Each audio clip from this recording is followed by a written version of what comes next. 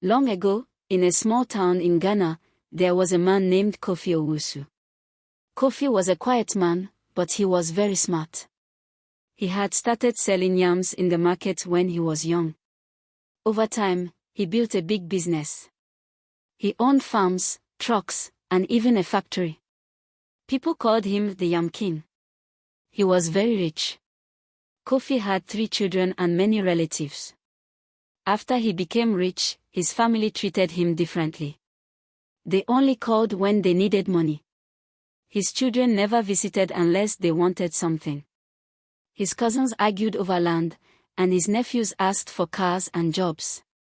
Kofi felt alone. One day, Kofi had an idea. He told his driver, "Kwame, take me to the village clinic and say I hit my head. Tell them I don't remember anything." Kwame was shocked. "Why, boss?" "I want to see who really cares," Kofi said.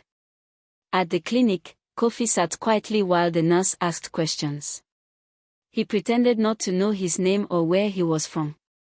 The news spread fast. His children rushed to the clinic. His oldest son, Kojo, was angry. "Who will sign the company papers now?" he shouted.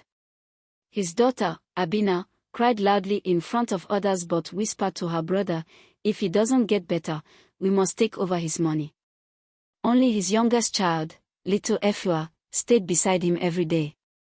She brought him food, told him stories, and sang songs he used to like. Days passed. Cousins and nephews came with lawyers, asking to help with his land. Nobody talked about Kofi's health. They only talked about his money. Then, after 2 weeks, Kofi sat up one morning and said, "I remember everything." Everyone was shocked. His oldest son said, "You're back. Now you can fix the company." Kofi stood up. "No. I'm not going back. I've seen what I needed to see." He sold most of his land.